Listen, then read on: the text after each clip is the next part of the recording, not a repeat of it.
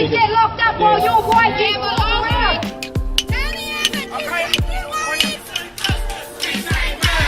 Okay, we have some people protesting in the room. All right. Again. No more. This myth has got to stop. But what myth are you talking about? This myth that Aboriginal people die at disproportionate rates in custody. What? Surely you didn't just say that. Everybody knows that Aboriginal deaths in custody is a stain on our national conscience. Alright, let's see. Here's all the deaths in custody from 1990 to 2008. In 1991, Aboriginal people made up 13 of the 70 deaths in custody, representing 18.6% of all deaths in custody. In that same year, according to the 1991 National Prisoner Census, Aboriginal people made up 14.4% of the total prisoner population. So we can see that Aboriginal people were more likely to die in custody for 1991. In 1992, Aboriginal people made up 9 of the 67 deaths in custody, representing 13.4% of all deaths in custody. In that same year, according to the 1992 National Prisoner Census, Aboriginal people made up 14.3% of the total prisoner population. So we can see that Aboriginal people were less likely to die in custody for 1992. In 1993, Aboriginal people made up 10 of the 83 deaths in custody, representing 12% of all deaths in custody. In that same year, according to the 1993 National Prisoner Census, Aboriginal people made up 15.2% of the total prisoner population. So we can see that Aboriginal people were again less likely to die in custody. Alright, so let's speed this up. If we take the deaths in custody from 1994 to 2004 and compare them to the prisoners' annual comparisons from 1994 to 2004, we get the following figures for Aboriginal deaths in custody as a percentage of the total prison population. In it, we can see that Aboriginal people were more likely to die in 1994, 5 and 6, 1999, 2002, 3 and 4, while they were less likely to die in 1997, 98, 2000 and 2001. Alright, so in 2005, we can see that Aboriginal people made up 15 of the 58 deaths in custody, representing 25.9% of all deaths in custody. In that same year, according to the 2005 Australian Bureau of Statistics Prisoners in Australia, Aboriginal people made up 22% of the prisoner population. So we can see that Aboriginal people were more likely to die in custody for 2005. However, in 2006, Aboriginal people made up 10 of the 56 deaths in custody, representing 17.8% of all deaths in custody. In that same year, Aboriginal people made up 24% of the prisoner population.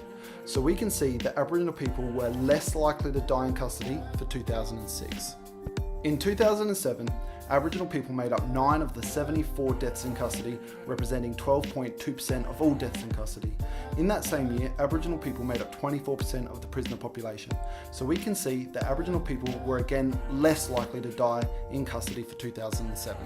In 2008, Aboriginal people made up 13 of the 86 deaths in custody, representing 15.1% of all deaths in custody. In that same year, Aboriginal people made up 24% of the prisoner population. So we can see that Aboriginal people for 2008 were again less likely to die in custody.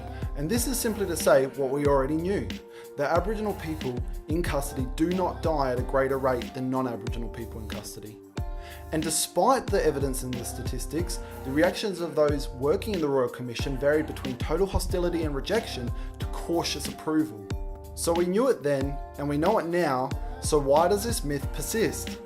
It's because the ABC like to push this narrative while the Human Rights Commission dishonestly present the deaths in custody as per 100,000 of the general population.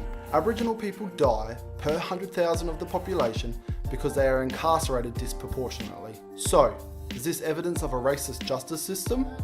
Of course not. Taking my home state of South Australia as an example, in 2006, Aboriginal people were 4 times more likely to commit homicide, 19 times more likely to commit assault, 22 times more likely to commit assault occasioning actual grievous bodily harm, 19 times more likely to commit common assault, 7 times more likely to commit kidnapping or abduction, 5 times more likely to commit sexual offences, and 7 times more likely to commit rape. And for these crimes, Median expected time to serve for Indigenous prisoners was 1.3 years or 15 months. The median expected time to serve was highest for the offence category of homicide, that being 8.1 years or 98 months. For the non-Indigenous population, the median expected time to serve was 2 years or 24 months, with a median of 12 years or 144 months for the offence category of homicide. Meanwhile, across all the selected states and territories, Aboriginal and Torres Strait Islander offenders were more likely than non-Indigenous offenders to have a principal offence of acts intended to cause injury.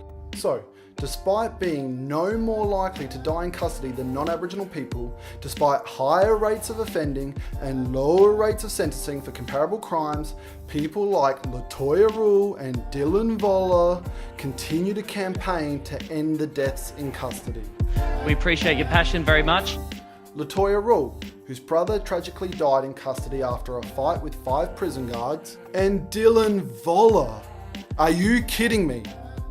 SBS liked to publish that his childhood was stolen from him. He instigated a gang robbery that saw a young man bashed unconscious while on a 24-hour crime spree while drunk and high on ice. Hell, he was even found with a kill list. And yet we're going to raise money for him? No, this has got to stop. These people are given a platform based on a lie, and it's got to stop. My name's Larry, and I'll see you next week.